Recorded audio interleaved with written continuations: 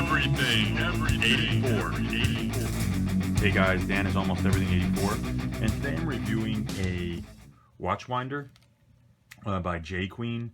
Now this is a dual watch winder, so you could put two watches in at once. So you can see I just have two examples in there. And you know, I went out and bought this because I already have a Wolf, which is a more expensive watch winder for one of my more expensive watches. It's just can do more things than I use for this, but I wanted something like mid-level for a couple other watches, and I didn't want to go super cheap. Like you know, I've used a couple of those Diplomats, and they just always break after a year or two, or even sooner. It's just the motors, I don't know. They replace them, but it's a hassle, and I just don't like them. So I went out and I took a leap here, trying this new one. I like the design of it. It's pretty cool. It's got a really heavy, thick, like, I don't even know. It's almost like a plexiglass kind of cover with this carbon fiber print. And the watches, you know, they just go on one of those half moon kind of things, and you stick them in there. Similar to other designs with that. This is this is a really cool look. It's big. It's a big cube.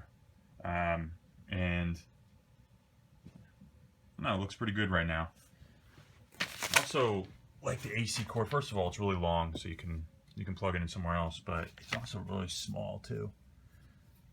Only as you can see, you know, just takes up its space. So they did a good job with that. On the back of the unit, you got a couple things going on. One, you can run this off batteries too, because on the bottom there's a battery compartment. Not really what I want to do. I don't really trust it. Then you also have 4 settings here. You can go and set it on just going clockwise. You can just have it go counterclockwise. You can have it alternate, go clockwise and then counterclockwise. I think the times and intervals are right in the description. And then the last mode was the same thing, but it'll rest for an extended period of time, like 9 hours. I tried that one and my watches stopped, so they're probably just not even wound enough for that, or you know, I don't wear them enough for it to sit for 9 hours. But if you were wearing a watch daily and you put it in for that one, they'd be fine, because I do that with my other watch as well. So, and then you just have the on and off button and the power AC plug-in right there. That's pretty much all there is to this thing.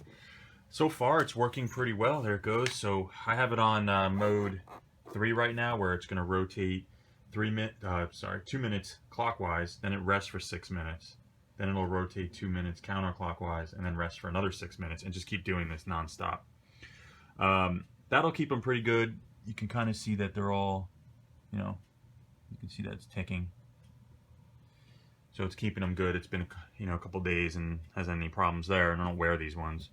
The only other thing I'll mention is, you know, look, if you need a winder that's going to set it to a specific amount, you're not going to get that with this one. Like, for instance, I have a tag watch that I keep in the Wolf, and I'm able to say, hey, I want this to do 600 rotations clockwise, you know, every so period or every day.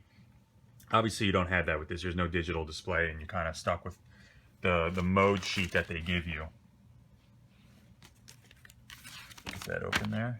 So, you know, if these modes work out for you, and there's actually a website, if you just Google watch winding website or something like that, you'll come up to the site that tells you, based on the brand of your watch, you know, what it recommends. Some of them you're not supposed to go alternating counterclockwise and clockwise. Some of them are only clockwise. Some of them are only counterclockwise. Depends on the mechanism and the manufacturer. So you'll want to check that out. As far as the noise, you'll see this little thing below 5 decibels. It's pretty quiet. Like, I'm not going to hear it. I think the air's on. I don't hear it. Put my ear to it. You can definitely hear the motor. If you were in a silent room with nothing, you're going to hear it.